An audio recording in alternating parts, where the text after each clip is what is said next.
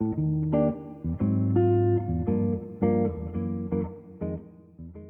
everyone, Hugo Vira here.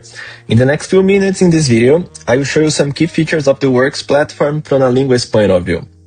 So my goal is to help you move around the tool more easily and show some functionalities that can really make your daily work simpler. Let's start with your home dashboard.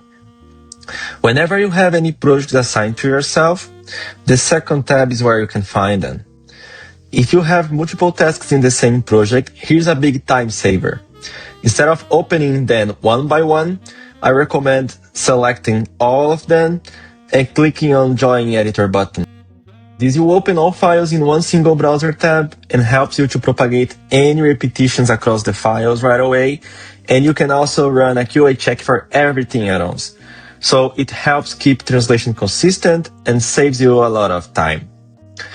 Once you are in the editor, you will see the source content on the left side and the translation on the right side. But let's go through the key tabs on the side panel.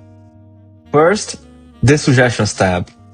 Here is where you'll be able to see the context-sensitive translation, any translation memory feed coming from your translation memories, including their fuzz matches, their differences, and any extra metadata associated with that. Here is also where you can see the machine translation output and also any glossary terminology. Another key tab is the first one. Here you can add or reply to comments from project managers or other linguists. All the communication happens here. And you can see this red flag at the top to catch your attention. Before you start working on the translations, always check this tab. This section includes project instructions and reference files. Please read it carefully as it often contains important details that can save you time later.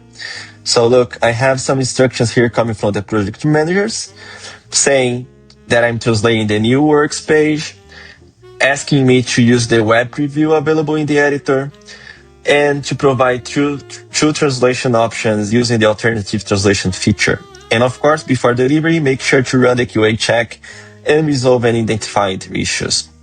If you keep scrolling here as well, you can even find any reference files that you can download to your computers and use as a reference material. So, following the instructions, let's talk about context.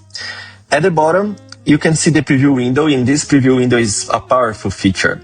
It works with Office files like Word, Excel, and PowerPoint, as well as videos, structured files like HTML, XLIF, or XML, and even live web pages. According to the instructions, I should use the web preview for this task. So let's do it. I simply need to type the URL here, hit the Go button, and then I can preview how the website looks like. Seeing your translation in its final layout helps you make better choices.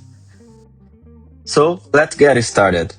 Whether you're translating from scratch, editing, or reviewing, the process is very straightforward. You simply need to click on the translation itself, make any necessary changes, and then confirm the segments as you go.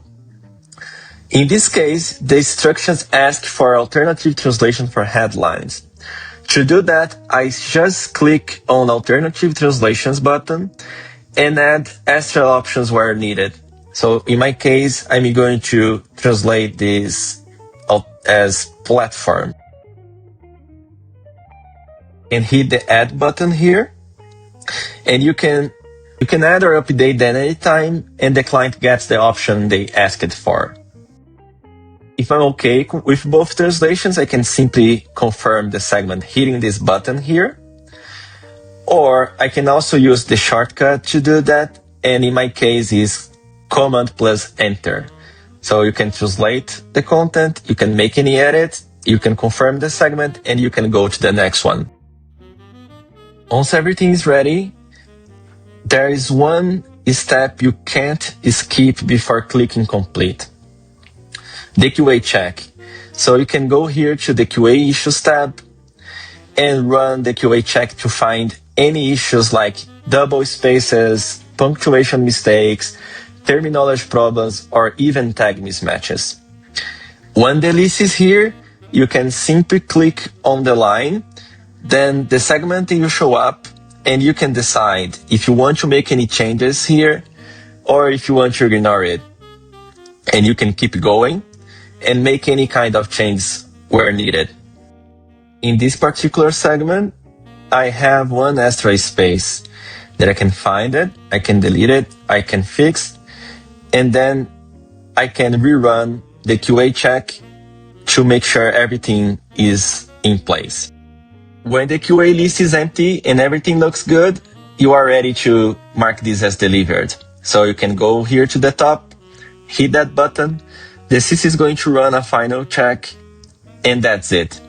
Following these steps helps you deliver high quality work and makes your process easier. I hope this video gives you more confidence using the Works platform.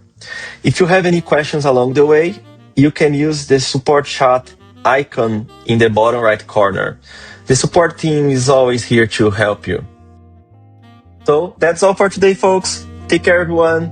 Bye.